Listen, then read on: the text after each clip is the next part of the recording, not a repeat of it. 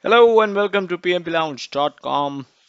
Today we are going over a very important topic called organizational process assets. Now, if you have read about PMP, if you have read the courseware of PMP from any of the books, be it Treat 'em OK, be it Head First, or be it the PMP OK guide, EEF and OPA are two things that you must have definitely come across. We have discussed EEF in a previous video, and today we are discussing OPA. So let's get started. Let's try to understand what OPA is.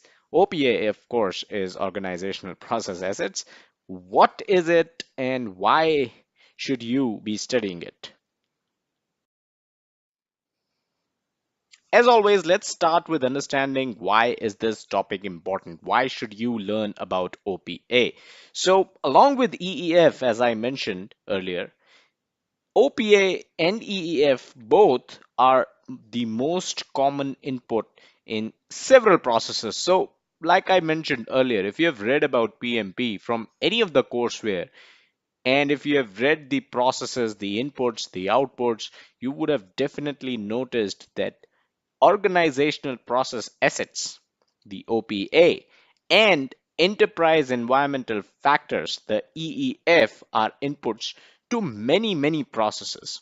So it is important to learn what OPA actually is if to understand these inputs. So since these are the most common inputs, it's important to understand what it actually is. Also, OPAs are the starting point for understanding how the projects are managed in an organization. So, let's keep the PMP exam aside. From PMP exam perspective, like I mentioned, since OPA along with EEF are are actually the most common inputs in all kinds of processes, let's keep that exam perspective aside. Let's talk about real life. When you're joining a new organization, let's say, or you're entering the profession of project management, how do you understand how the the process of project management in an organization, right? How do you understand that? The OPAs are your starting point for it, and it is extremely important. Once we discuss what these OPAs really are, you will also realize how it is important for every project manager to understand OPAs, to be well aware of the OPAs of their respective organizations.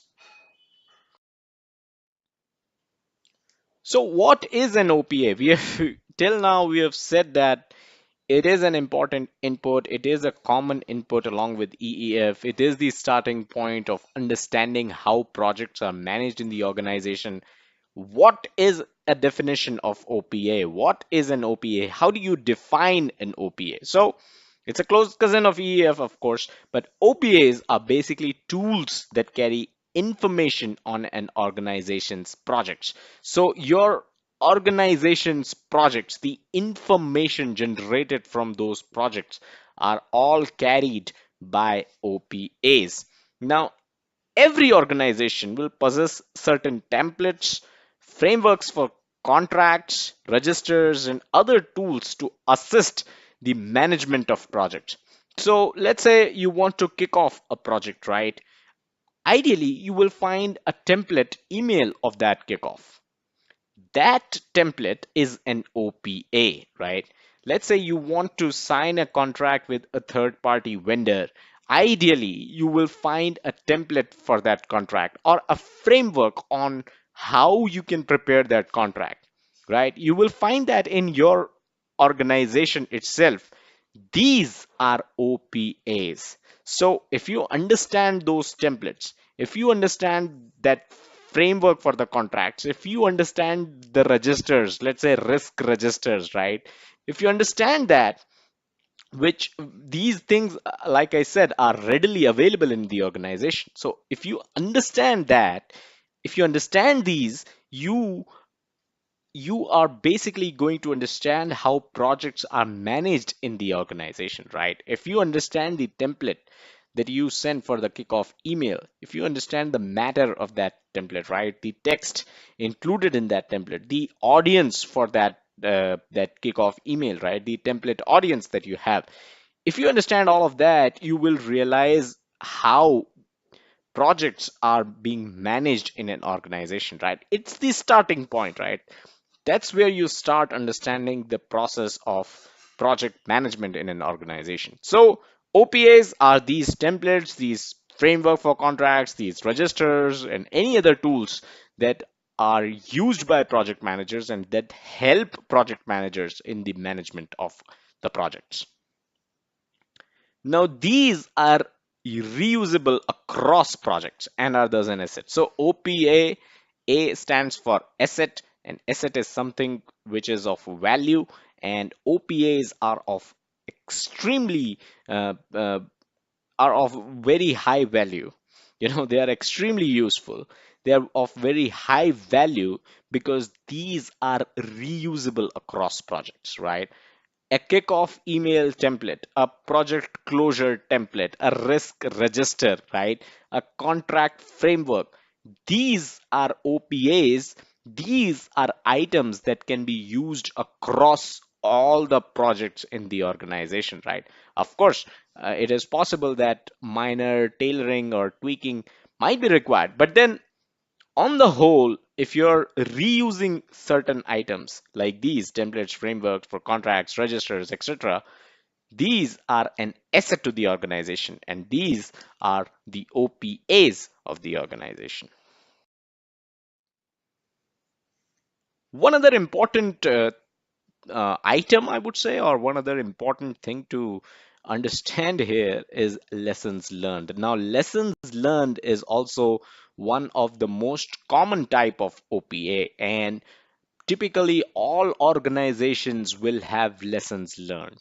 And what are these? So lessons learned, basically they hold valuable historical information of past projects, and uh, these lessons learned document, these could be a repository, a web application, or anything, but lessons learned are basically used as a reference point for the projects to come. So if you're running a project, right, and let's say you encounter an issue, and that issue is something which happens all the time on all the projects, if you hit up your company's lessons learned website, or the lessons learned document, or the lessons learned repository, it is very likely that you will find how other project managers dealt with that issue. So this is, like I said, it is extremely helpful, right? This is very, very valuable. So lessons learned is something which is an OPA, and which is the most common type of OPA, which is I would say, one of the most valuable OPAs that we have. And typically, lessons learned are kind of documented on every project once the project is done. And just before the resources are released, the project manager will typically schedule a call, schedule a meeting with everyone, and kind of gather the lessons learned, and he will document those lessons learned, and then these lessons learned can be used by other project managers on future projects as well. So lessons learned, an extremely important OPA, and is certainly one of the most helpful OPA that an organization can possess. Also, like I mentioned in the example earlier, lessons learned help project managers in avoiding similar mistakes on future projects, right? And learn from fellow PMs as well by referring to the central lessons learned repository. So let's say I talked about an issue, right? If you face an issue which was faced earlier as well by a fellow project manager, you can refer to the lessons learned, and you can kind of understand what needs to be done if because this issue has showed up. So what do you need to do to fix it, right? So you're using that lessons learned as a repository, as something, making use of the experience of the experience of another project manager who managed a previous project. But then lessons learned can also help you in avoiding similar mistakes, right? So let's say in one of the previous projects, some other project manager committed a mistake, right? Maybe he missed out on a deadline, right? Maybe he missed out on a deadline for, let's say, testing, right? And he then documented in his lessons learned the reasons why he missed out on those deadline and on those testing deadlines, right? So maybe when you're starting your project, you can refer to those lessons learned and you can kind of make sure you don't make those mistakes which will which is going to lead you to miss your deadlines, right? So this is why lessons learned are extremely important. Not only will you be able to learn from the past projects, not only will you be able to deal with certain issues that are common, but you will also be able to avoid uh, mistakes that were committed in previous projects by previous project managers, right? So is OPA a document? We just talk about lessons learned. Lessons learned, of course, could be a document or could be a central repository, could be a web application or anything. But OPA as a whole is not a document, right? Just like EEF is not a document, OPA is also not a single document. These are assets, right? These OPAs is a vast term. It includes templates, includes emails, it includes repositories, right? It includes web applications, it includes frameworks, contracts, eh, things like these. So it is not a single document, of course, but these are basically assets that are created, stored, and referred to during the course of every project. So that's all that we had. That's all we had for this video, and this information should be good enough for you to understand what OPA is, how OPAs operate, and you should be able to kind of answer questions around OPAs in the exam. And this is also going to help you in better understanding the processes wherein OPA and EEF are an input, right? You will be able to kind of make out why an OPA and why an EEF is an input in certain process. So thank you, and do check us out on our social media, facebook.com/PMP Lounge and twitter.com/PMP Lounge. Subscribe to this YouTube channel if you haven't done so already, and check us out on our website, pmplounge.com, the number one free resource for project management, industry news, project management happenings, and of course, PMP exam.